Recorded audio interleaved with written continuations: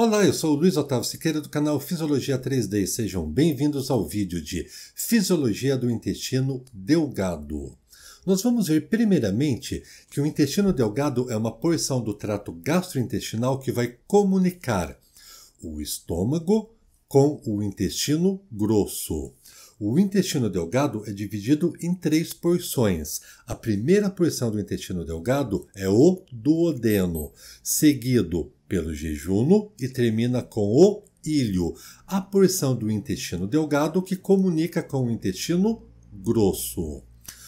Perceba que a função fisiológica do intestino delgado pode ser resumida em 2 funções principais, sendo uma função a função de mistura do quimo com as enzimas e outra função seria a propulsão do quimo, ou seja, a condução do quimo do sentido oral-anal.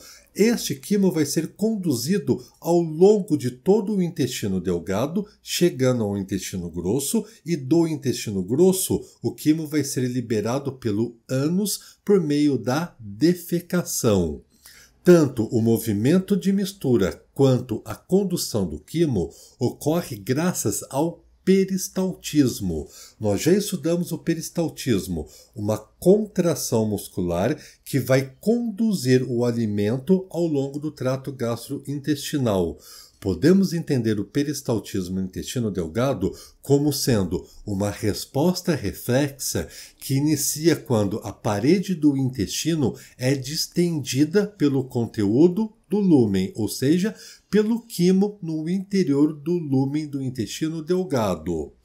Se nós pegarmos um pedacinho do intestino delgado, nós vamos ampliar esse pedacinho do intestino delgado para entender como ocorre o peristaltismo. Veja então que na próxima figura eu vou pegar um fragmento do intestino delgado, separar dessa figura para a gente entender o peristaltismo. Olha o que está acontecendo. Agora nós vamos ver um fragmento do intestino delgado. Perceba que é uma região onde ocorre uma contração da musculatura lisa do intestino delgado. Essa contração ocorre por quê? Porque perceba bem, nesta região do intestino delgado, nós estamos vendo a presença do quimo.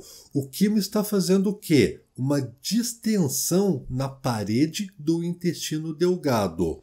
Essa distensão é um estímulo que vai gerar uma contração muscular imediatamente anterior à região onde o quimo está presente. Acredita-se que essa contração ocorre graças à estimulação de neurônios que vão liberar a acetilcolina, portanto, neurônios colinérgicos, e também graças à presença da substância P. Imediatamente após esta região de contração, o que ocorre? A presença do quimo, como nós já vimos. Essa presença do quimo leva a uma área de relaxamento do interior do intestino delgado. Essa distensão ocorre graças ao relaxamento da musculatura lisa. E esse relaxamento está envolvido com outros neurotransmissores, como, por exemplo, o óxido nítrico e também o VIP, o peptídeo vasointestinal ativo. O que nós vamos ver agora? Os movimentos do intestino delgado estão conduzidos graças ao peristaltismo. Quais são os movimentos? Os movimentos de segmentação e de mistura e também os movimentos de propulsão. Vamos entender cada um desses movimentos que ocorre graças ao peristaltismo no intestino delgado. Primeiramente, vamos falar a respeito dos movimentos de segmentação e mistura. Como o próprio nome diz, os movimentos de segmentação e de mistura ocorrem graças a contrações que ocorrem espaçadamente ao longo do intestino delgado, e isso vai permitir a mistura do quimo com as enzimas. Veja que esse movimento de segmentação e de mistura apresenta algumas propriedades, como esses movimentos são um padrão de motilidade relacionado ao peristaltismo. E este movimento vai retardar o movimento do quimo ao longo do intestino delgado. Este retardo na condução do quimo é extremamente importante para que ocorra uma ampla mistura do quimo. Mistura com o quê? Com as enzimas digestivas. Então veja bem, esse padrão de movimento, segmentação e mistura vai proporcionar a mistura do quimo com as enzimas digestivas que são lançadas no interior do intestino delgado. Esta mistura vai favorecer o processo digestivo, a fragmentação dos alimentos em partículas cada vez menores. Isso, por sua vez, vai facilitar o processo da absorção. Lembra que nós já falamos, a absorção seria a transferência dos nutrientes do interior do intestino delgado para a corrente sanguínea. E da corrente sanguínea, os nutrientes vão ser distribuídos para as células do corpo. A absorção que ocorre no intestino delgado ocorre por meio das principais classes de alimentos que nós ingerimos, seja carboidratos, lipídios e também as proteínas. Porém, não somente as principais classes de alimentos são absorvidas amplamente no interior do intestino delgado. Temos também no interior do intestino delgado a absorção de água e também de íons. Quando ocorre o término da digestão e da absorção no intestino delgado, o que vai acontecer agora? Nesse momento, ocorrerá o que nós chamamos de complexo mioentérico migratório, o CMM. Esse complexo mioentérico migratório nada mais é do que o movimento de propulsão do quimo ao longo do intestino delgado. Isso vai fazer com que ocorra um padrão de atividade peristáltica que inicia na porção mais distal do estômago. E este padrão de atividade peristáltica vai gradualmente empurrando todo o material que não foi digerido do intestino delgado em direção ao intestino grosso. Isso vai ser o movimento de propulsão que ocorre de todo o material que não foi digerido. Esse material vai ser posteriormente eliminado por meio das fezes. Normalmente, esses dois movimentos que nós vimos no intestino delgado, segmentação e mistura, e também de propulsão, demora cerca de 2 horas para acontecer. E veja que interessante, existe um hormônio que está relacionado com o complexo mioentérico migratório. Este hormônio recebe o nome de motilina.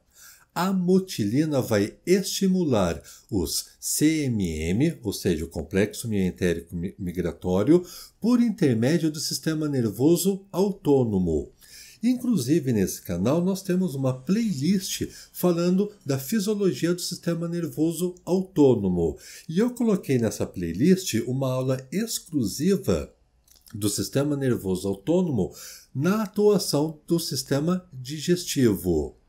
O sistema nervoso autônomo, conforme nós já sabemos, é dividido em sistema nervoso autônomo simpático e sistema nervoso autônomo parasimpático.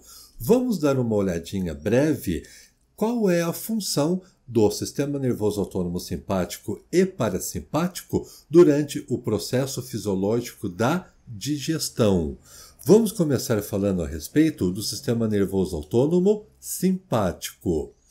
Por meio da ativação de receptores alfa-1 adrenérgicos e também da ativação de receptores beta-2 adrenérgicos, isso vai fazer com que ocorra algumas funções fisiológicas importantes.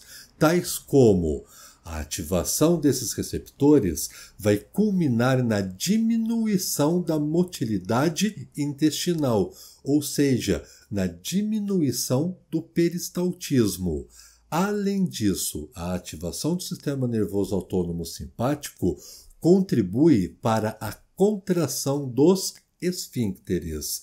E outra função importante do sistema nervoso autônomo simpático na fisiologia digestiva seria a inibição de secreções enzimáticas. Por sua vez, perceba as funções opostas que ocorrem com a ativação do sistema nervoso autônomo parasimpático. Por meio da estimulação de receptores colinérgicos, ocorrerá o aumento da motilidade intestinal. Também ocorrerá uma estimulação da secreção enzimática. E, por fim, ocorrerá o relaxamento dos esfíncteres. Perceba que a ativação do sistema nervoso autônomo parasimpático medeia funções fisiológicas opostas em relação à ativação do sistema nervoso autônomo simpático. Mas lembrando novamente, na playlist de sistema nervoso autônomo, nós temos mais detalhadamente toda a função de cada um dos sistemas atuando mediante a estimulação do sistema nervoso autônomo simpático e sistema nervoso autônomo parasimpático. Nesse vídeo da função fisiológica do intestino delgado, essas eram as informações que eu gostaria de passar para vocês. Eu espero que de alguma forma eu tenha contribuído com a sua formação. Se chegou até aqui, deixe um like, se não for inscrito, se inscreva no canal e nos vemos em breve. Até mais!